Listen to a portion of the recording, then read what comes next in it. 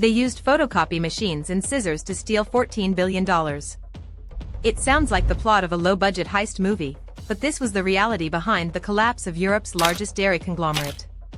This single, ridiculous act of forgery managed to hoodwink the world's largest financial institutions, elite auditors, and international regulators for over a decade. In the post-war warmth of 1961, a young college dropout named Callisto Tanzi inherited his father's small pasteurization plant in Parma, Italy. Tanzi was ambitious, but more importantly, he was observant. During a trip to Sweden, he noticed a revolutionary technology that would change the food industry forever: Tetra Pak cartons paired with ultra-high temperature, or UHT, pasteurization. This process heated milk to extreme temperatures for a few seconds, killing all bacteria and allowing the milk to stay perfectly fresh on grocery shelves for months without any refrigeration. Tanzi rushed back to Italy and rebranded his family company as Parmalat. He didn't just sell milk, he sold convenience. Within a decade, Parmalat cartons were in almost every Italian household. But Tanzi was not satisfied with domestic dominance.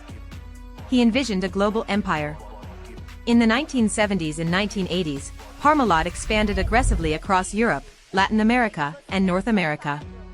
To build the brand's prestige, Tanzi poured millions into high-profile sports sponsorships.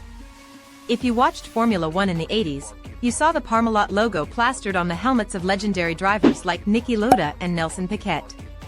If you watched European football, you saw them sponsoring Parma AC, turning a modest local soccer club into a continental powerhouse that signed superstar players on multi-million-dollar contracts.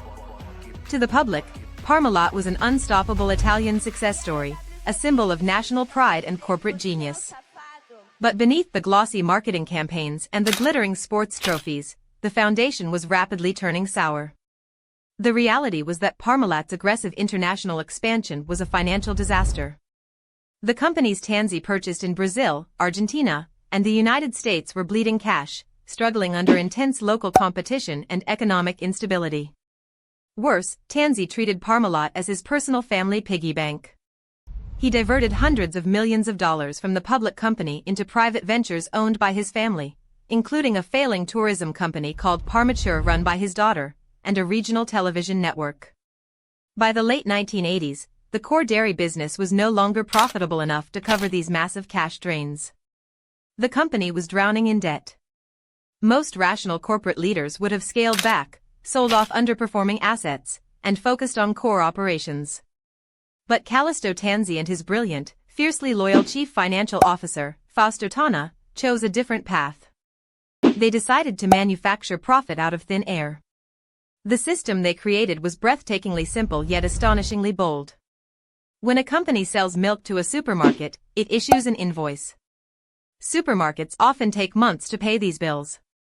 Banks, however, are happy to lend money to companies based on these unpaid invoices, using them as collateral.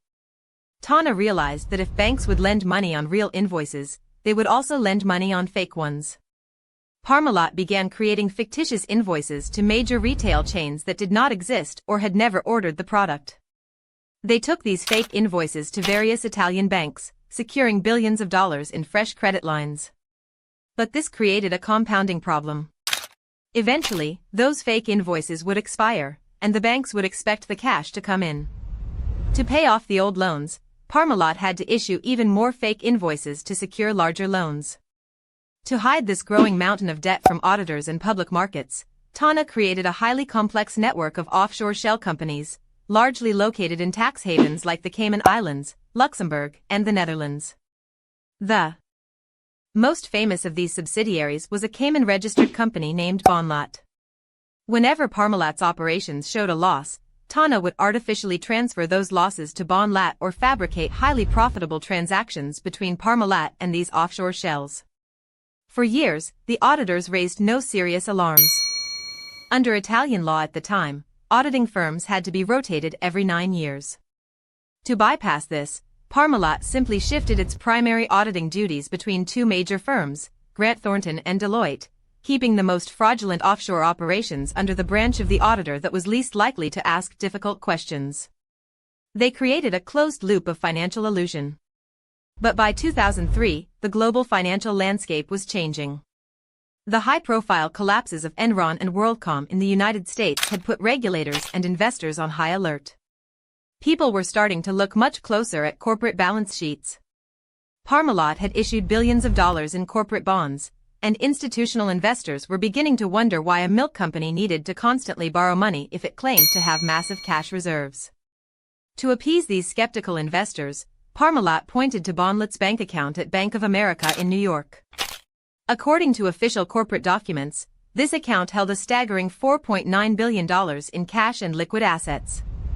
This massive cash cushion was supposed to guarantee that Parmalat could easily pay off any outstanding debts. The entire credibility of the multi-billion-dollar empire rested on this single bank account. In December 2003, the illusion finally shattered. Facing a routine bond repayment of $185 million, Parmalat struggled to find the cash. Investors panicked. If Parmalat had nearly $5 billion sitting in a New York bank account, why were they struggling to pay a fraction of that amount? The corporate leadership claimed it was a simple liquidity issue, a temporary delay in transferring funds.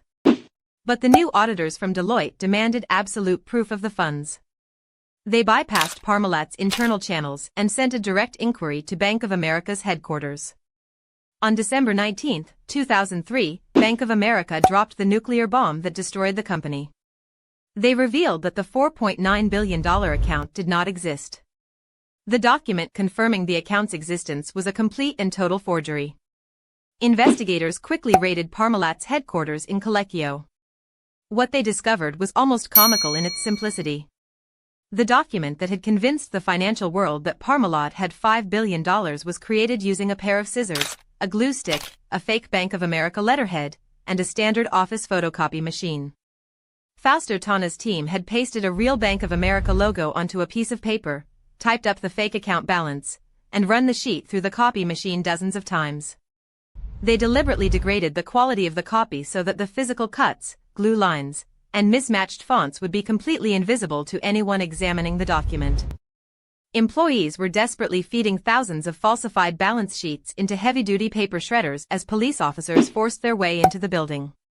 The chief financial officer himself had even tried to physically destroy computer hard drives. Within days, Parmalat declared bankruptcy, revealing a staggering $14 billion hole in its balance sheet. It was, at the time, the largest corporate bankruptcy in European history, earning it the title of Europe's Enron. Callisto Tanzi was arrested and eventually sentenced to nearly 18 years in prison. Fausto Tana and several other executives followed him behind bars. Over 100,000 ordinary Italian investors who had put their life savings into Parmalat bonds saw their wealth completely wiped out. The local economy of Parma was devastated, and the reputation of Italian corporate governance was severely tarnished. The ultimate tragedy of Parmalat was that it was not a victim of technological disruption or market shifts. It was destroyed by the sheer hubris of its leadership, who believed they could sustain a global empire through paper and glue. If the sheer scale of Parmalat's corporate fabrication surprised you, you must watch our video detailing how a high-flying German payment processor managed to lose $2 billion in non-existent Philippine trust accounts. But seriously, if you looked at their balance sheet back then, would you have spotted the red flags, or would you have trusted the world-class auditors who signed off on it?